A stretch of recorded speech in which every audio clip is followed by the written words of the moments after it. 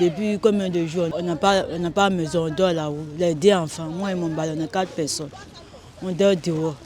Baguette seulement et l'eau. On ne mange pas, on ne lave pas. On lave le visage seulement. Dans le buton, là, c'est fini. C'est ça, là, on prend pour se laver. Je sais pas, le mot me manque, quoi. Voilà mon coin. C'est ici on dort. C'est ici on dort. Il y a vie.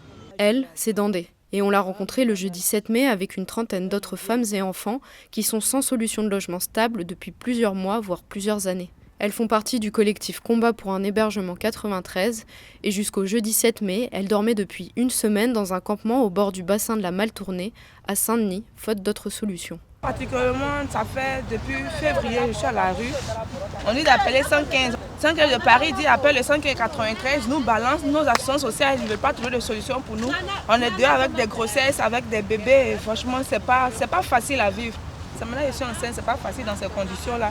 La nuit, tu trembles même sous les draps. Le 115 dont parle Nadine est souvent surchargé et les rares solutions proposées, elles sont temporaires et peu adaptées, notamment au lieu de scolarisation des enfants, comme c'est le cas pour Mariam et son fils. On nous met 2 heures du Paris, 2h20, 2h30. Et un enfant de 4 ans qui va à l'école.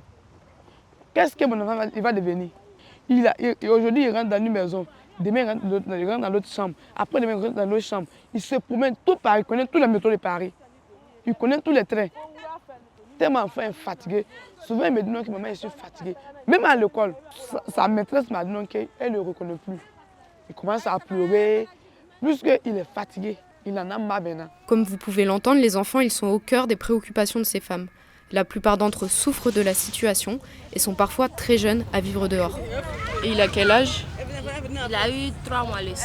Sauf qu'avoir des enfants en bas âge n'est plus un critère de priorité pour avoir un hébergement, comme l'expliquent Kadi, Aminata ou encore Nanténé. Après 3 mois, le bébé il a eu 3 mois. On ne sait pas s'ils vont nous donner encore, s'ils ne vont plus nous donner, on ne sait pas. Ils nous ont dit en tout cas à partir de 3 mois, on n'est plus prioritaire. Depuis mon bébé avait 2 mois, 1 semaine, 115 ne me prend plus. Si j'appelle 115, on me dit que mon bébé n'est plus prioritaire, que mon bébé est majeur maintenant, que ce n'est pas un bébé. Mon bébé il a 6 mois maintenant. On dort dehors.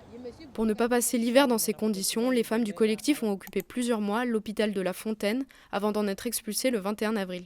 Juste après, la police les a aussi expulsées de la Bourse du Travail de Saint-Denis et d'un gymnase municipal. Et depuis le soir du jeudi 7 mai, elles occupent l'université de Paris 8. Ces occupations, elles ont plusieurs objectifs. Déjà ne plus dormir dans la rue et interpeller la mairie de Saint-Denis et les pouvoirs publics afin d'obtenir un accompagnement social et des solutions d'hébergement stables.